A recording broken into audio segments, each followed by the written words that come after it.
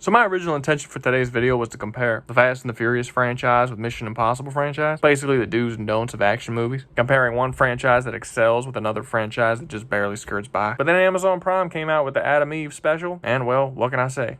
Plans change. So just to get it off the table right now, I actually like the Adam Eve special. I think it's a perfectly fine episode of television and does its job, giving you the backstory of one of the main characters of the series. Having said that, while watching it did come up with an issue that I had with the main series that it seems like this episode confirms will continue into season 2. And that is how the show massively overcompensates with its female characters. Basically, the show's writing style likes to work with completely different rules when it comes to its female characters than it does with its male ones. And this is most noticeable when it comes to the characters of Adam Eve and especially Amber. God, I hate Amber. What a piece of shit. Okay, before I continue, let's get this off the table. We're going to talk about Amber for a bit. I really don't like this character. And I understand that people have actually talked about this to death. Like the whole internet basically ganged up on Amber when season 1 dropped. Just like all other issues the internet has with things, they generally simplify it to a point that it's basically unrecognizable to what the actual issue is. Like most people's issue with Amber seems to be that she's a manipulative, lying, gaslighting, terrible human being. I disagree with that critique. I mean, don't get me wrong, she is all of those things, but that's not the reason why I hate her as a character. You can have terrible characters and still like them. Like the fact that I like Omniman more than I like Amber is a clear indicator that it's more than just her being a terrible person. And no, it is not because she is a woman, nor is it because she is black. Can we please stop with these dumb accusations of racism and sexism based on absolutely nothing? Thousands of characters are portrayed in games, movies, and novels every single year. A lot of them are loved and a lot of them are hated. But the moment one of them is hated that happens to be the member of a minority group, a female, or some form of homosexuality, all of a sudden it's because the world's filled with a bunch of istophobes. It's dumb, it's lazy, and it lacks critical thought. I've already said I like Adam Eve. I like Mark's mom, who is an Asian woman. I like Black Samson. I like Titan. My second favorite character of the whole show is Splode. My critiques are solely based on writing. So I'm just letting you know right now, if you come at me telling me that it's racism or sexism is the reason for my opinions, you will be treated with the same respect you're treating me. You ignore my points, I ignore yours. I try to make my videos for people who could think critically and freely share their opinions and beliefs without being demonized or having accusations thrown their way. Alright?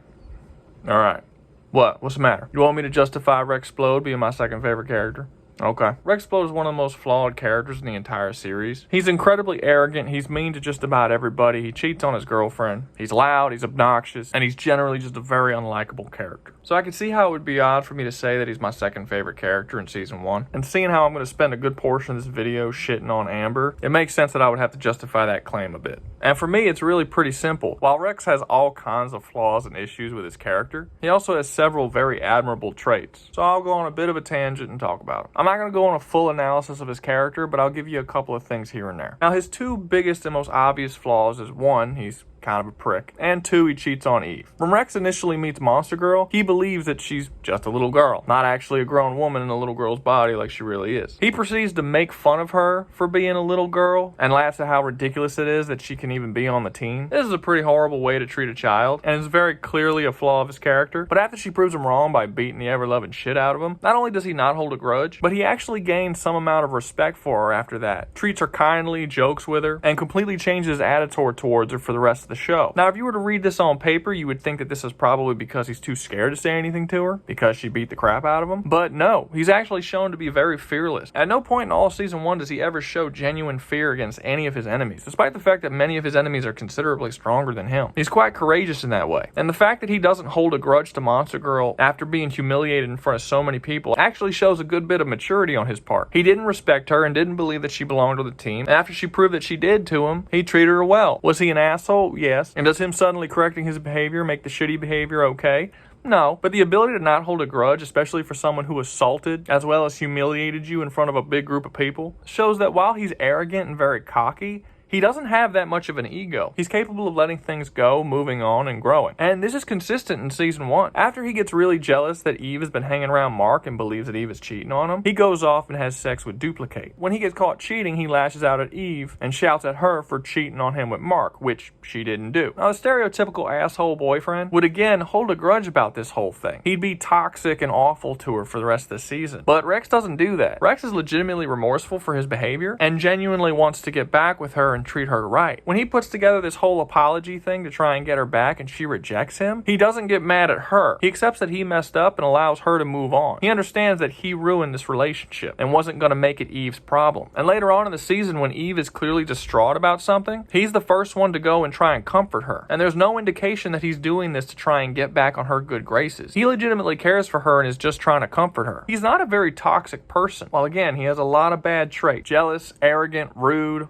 obnoxious, all this stuff. The reason why I like him as a character and why I think he is so good as a character is because it's not hard to see the potential of what kind of a hero he could be. All these immature personality traits are holding him back from being the hero that you know he could be as you're watching him in the series. He has enough self-awareness and moments of self-reflection to be able to see his own flaws. This means that his potential to get past those flaws are more prevalent in his character than it would, say, a bully in any other movie. Which, let's not kid ourselves, he is absolutely a bully. But I kind of put him in like a Bakugo category, where even though Bakugo is a bully at the beginning of that series, you see enough good things about him that you're kind of saddened at his wasted potential due to his bully nature. Same thing with Splode. I'm excited to see his growth, and I really do think that he has the potential to be one of the best heroes in the Invincible universe. Only time will tell. I haven't read the comic. Alright, now that Rex's justification is over, let's get to the bad characters. Before I get too ahead of myself, let's actually explain what it is about Amber that rubs people the wrong way. The issue with this character isn't that she is all of these things. She absolutely is. The issue is that the writers seem completely unaware that she's all of these things and enjoy writing their entire universe to bend over backwards justifying all of the terrible things that she does. What do I mean when I say that they overcompensate with their female characters? Well, essentially, they'll take a female character, strip them of all flaws, weaknesses, humility, turn their pompousness and arrogance up to 11, and then shove them on screen for a ridiculous amount of time and force you to be around this person. And honestly, after 8 episodes of having to sit through this character, I'd rather have my balls stapled to the back of a great white shark. It is incredibly grating. What, don't believe me? Okay, let's go through it. Mark's getting his ass kicked by a bully every day, can't defend himself. Amber the Great and Powerful shows up and beats the living shit out of this guy, blackmails him, and deals with all his bully problems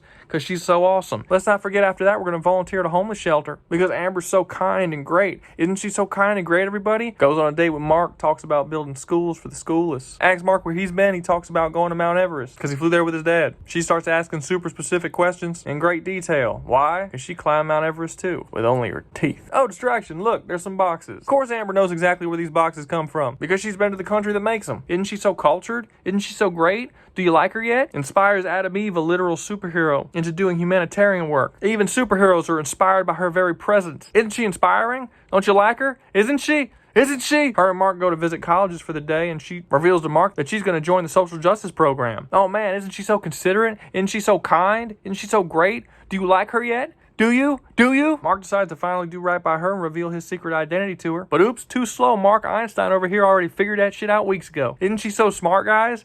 Isn't she so smart? Mark's dad kicks the living shit out of him and leaves the planet. Amber shows up at his doorstep to help comfort him because his dad left. How'd she know? How'd she know Mark's dad was Omniman? Haven't you been paying attention? How dare you question our Lord and Savior, Amber? He's the smartest, kindest, most generous, most awesome person on the planet, and don't you forget it. Is this bit getting annoying? Well, that's too goddamn bad. I had to sit through this shit for a whole fucking season. God damn how hard this show tries to beat into your head how amazing this character is. It makes me hate her so much.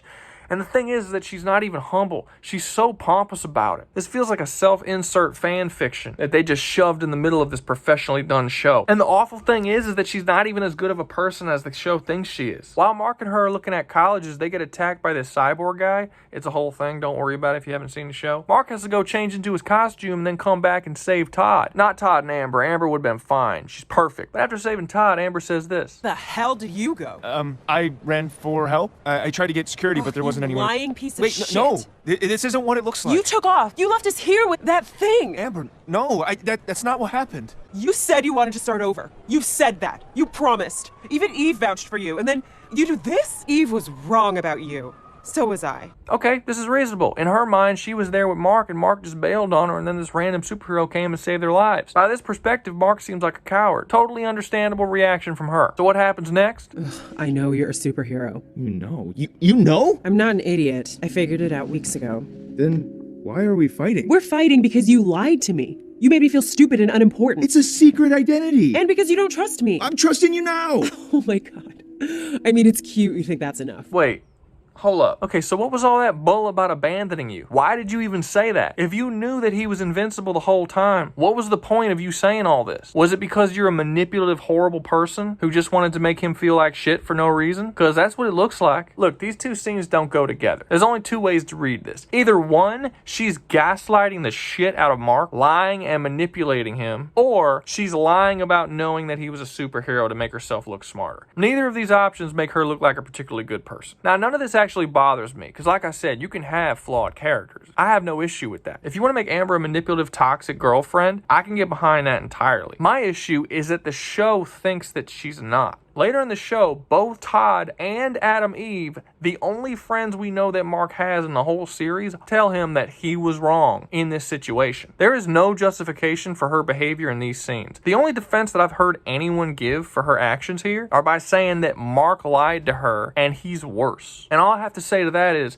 yes, Mark has flaws. Mark makes a lot of poor decisions in season 1. We're not talking about Mark right now. We're talking about her. I'm not going to let you use a whataboutism to try and push blame away from her. The difference between Amber and Mark, and the reason why people don't hate Mark and despise Amber, is because when Mark's wrong, the show punishes him severely for it. People die. He gets his ass kicked. He loses his girlfriend. There are major consequences to the bad decisions that Mark makes. So you don't have to point out his bad decisions. They're shown in the show. My issue, and I personally believe a lot of people's issue with Amber, is not that she's a toxic person. It's that she's a toxic person that the show isn't aware is a toxic person and has the entire universe constantly back up her decisions and treat her decisions as if they're not toxic and horrible. But she absolutely is. And this is all due to this overcompensating that I'm talking about. The writers are terrified to make any of their main female characters have any real flaws or be wrong ever. And this issue also affects Adam Eve. In season 1, Adam Eve is generally a better superhero than Mark in just about every way, which isn't that surprising. She's been doing it for a lot longer. That's not really an issue. So it really doesn't affect her character too much. Like, this whole overcompensating thing isn't really that big of an issue for her until we get to the special. Now, I hope this isn't the case, but it seems like she might be getting worse. Just look at how her character is handled in season 1 compared to the special.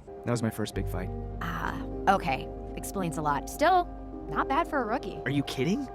I froze out there. People got hurt. People escaped because of you. And everyone freezes their first time. I used to throw up before every fight, barf my guts out. Really? Like a fire hydrant. You'll get used to it.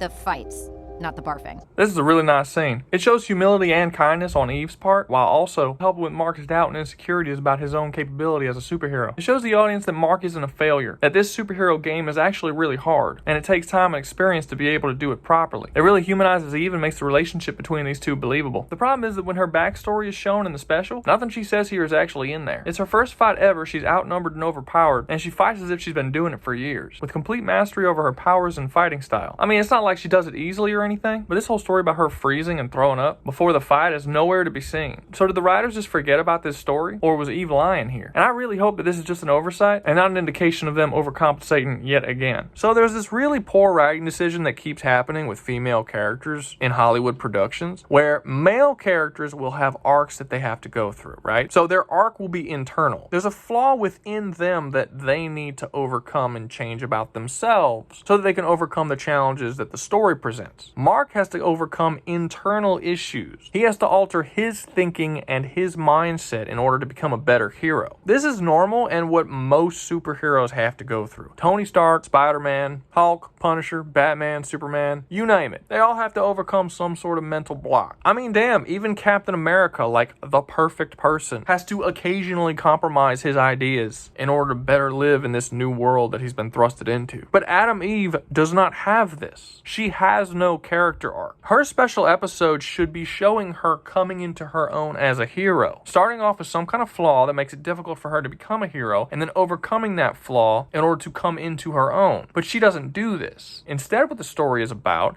the world being against her, and it's the world that's wrong, not her. She doesn't have to grow at all. Her character arc, I'm putting quotations around that, is about ignoring everyone around her, telling her that she's weird and strange, and just doing what she wants to do and what she's always wanted to do. The whole world is against her, and the whole world is wrong. These are very common with main female characters in action series in Hollywood nowadays. Captain Marvel has the exact same issue. She doesn't have an arc in that movie. At the beginning of that movie, Captain Marvel is told that she needs to control her emotions and her mental state so that she could be a more effective soldier. Instead of throughout the movie her having to learn how to do this and overcome that flaw that she's introduced with in the first 5 minutes of the movie, instead it's about her learning that she was always right from the very beginning and that she should have never tried to control her emotions to begin with. It's about her learning that the world is wrong, not her, and that it's the world that needs to come around and change to her way of thinking. This is a very narcissistic style of writing. I mean, damn, Martin Luther King actually did go out to change the world, and the world did need to change to his way of thinking, but he was still an alcoholic who cheated on his wife. That's right, fellas, you heard it here first. Captain Marvel and Amber are better than Martin Luther King. It's just a shame he died before he could live up to their inspiring example. I don't know why this is so common, but it makes shitty characters. And people always say that the reason why people give these characters issues is because they're women. No, it's because writers like to overcompensate with women. It's like they're terrified to give these characters any kind of weaknesses or flaws. And people like to say that it's only sexist men who have these arguments. No, it's not. There's plenty of big Hollywood actresses who have come out and talked about this exact thing. That female heroes are boring and poorly written. Everybody from Elle Fanning to Emily Blunt to Jenna Ortega and many, many more have come out and said that they cannot stand playing female action heroes anymore. It's not just sexist men who have an issue with this. There's tons of female heroes that nobody complains about. Nobody complained about Alita Battle Angel being a terrible main character. Alita was played by a minority actress and was in theaters the exact same time as Captain Marvel. Anybody who was saying if people were complaining about Captain Marvel because of sexism could have just pointed right over to Alita Battle Angel and said, well,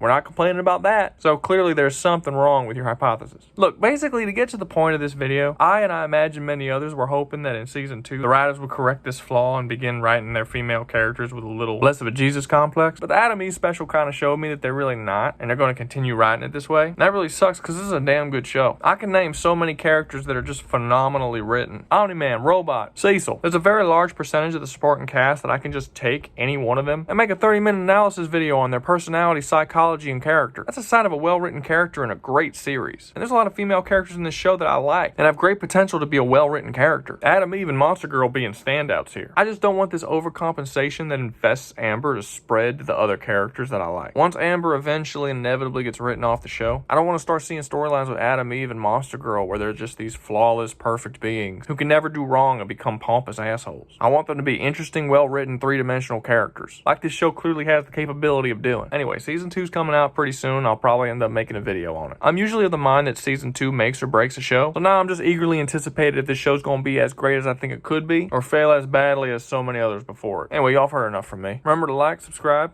and y'all be safe out there, you hear?